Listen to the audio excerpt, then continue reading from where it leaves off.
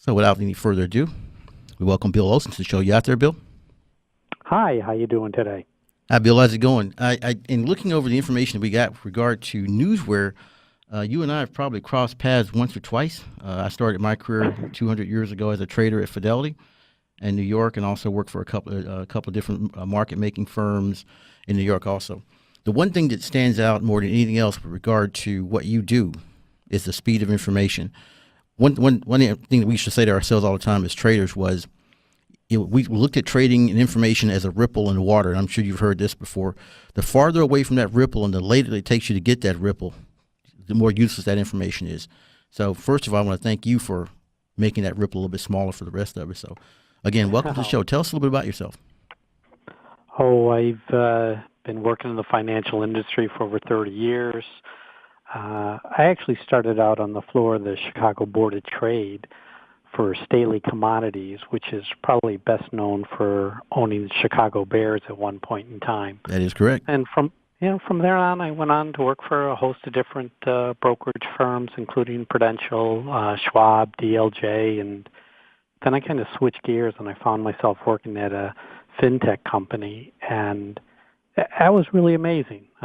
It gave me the ability to interact with some of the biggest traders in the industry. I got to see how they do research. I helped them build trading models, and it really was a great experience. And I wound up running the market data, the option analytics, and institutional brokerage at this firm. And next thing you know, I'm running Newsware, and Newsware is a special company. We really have a high quality team, and we all know that we're building something very special.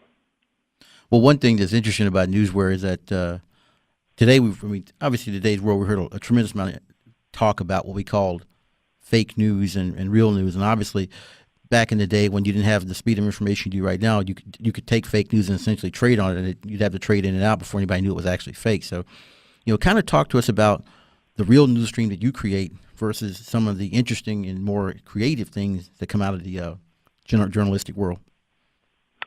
Well, at Newsware, what we're doing here is we're focused on delivering the best financial news wires possible.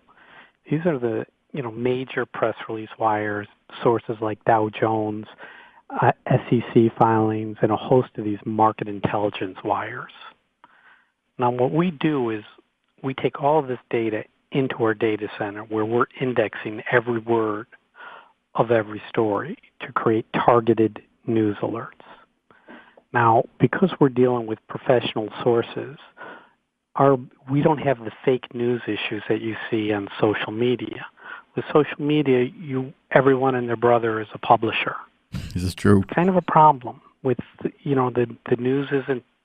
There's no background checks. You don't know who the publisher of the content is. And, the worst part is oftentimes it's hours late. I saw something this morning about a half hour ago at 2:40 that said Verizon is doing a deal with the NFL, making a partnership with the NFL to stream some playoff games and even the Super Bowl. Well, they were probably a little bit late on that one. Yeah, I knew about that at 8 a.m. this morning when the press release hit. 6.5 hours old. That's useless. Well, you mentioned the impact of social media on stock prices and news. Give us some color on that. How does social media affect stock prices? Well, social media has the ability to gain a lot of followers, and when with a lot of different views, and when you see people, all piled in on the same position, you have to wonder is this the correct position to take. I try and teach people, listen, use the data that is factual. When you're using news from social media, you don't know what the agenda is of the person who's writing about it. There's often stories you hear people like they're front running the trade after they take a position. They tell you about a stock and how it's going to move $10. You got to be careful of these situations. I try and teach people to stick with the factual-based news stories because this is content you can rely upon. This is content that is deemed to be accurate and vetted.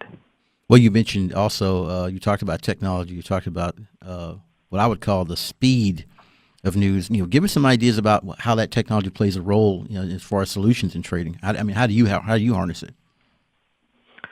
Well, I mean, what we're doing here is we're indexing every word of every story and sending out instant alerts. So you can do things like you can set up alerts, for, let's just say this morning I saw a stock that hit a downgrade on its credit rating. The stock drops 3% within 15 minutes. I mean, it just happens. To have this information at your fingertips right away is really putting yourself into be in a position to make money. That's what we do, is we're indexing every word of every story and allowing the users to create alerts on the information that is most pertinent to their trading style. So I wished I'd had that back in the day when I was trading PMCC area. I remember one day in particular that stock dropped $30 on a news alert that essentially they were going to miss the quarter.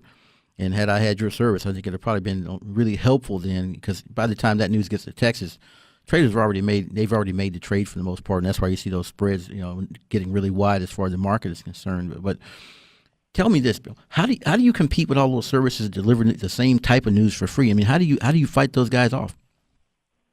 It's not really fighting them off. I mean, the fact is that I paid to get this content in there, and I'm paying to get the full feeds, which you see on the free sites. It's not a full feed. When I'm delivering it, I'm delivering 10,000 stories a day from vendor A, 5,000 stories from vendor B. What you see on the free sites, well, you're getting only a sliver in that of the information, and that information is typically sent out delayed. So it's not really a fight. It's just, look what time I came out with it. Look what time they came out with it.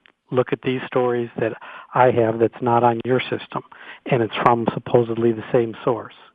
So it's really just more of an education instead of a conflict. I understand. I can relate to that. The ability to timestamp news, and that I guess that term kind of dates me to a certain extent, but timestamping news and information and using it as quote unquote tradable information. It's one of those situations where ultimately you have an advantage. And as a former trader yourself, and as a former trader myself, you're only as good as your information for the most part. Talk to us about what type of sources do you guys use to without giving away the secret sauce there. What kind of sources do you guys use to gain that type of information advantage? And what does it mean to the trader to have it?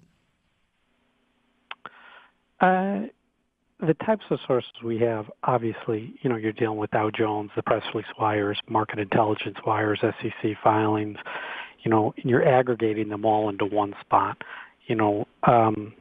Last week I sent to your guy this story on Data General before the earnings came out. I said, listen, look at this stock.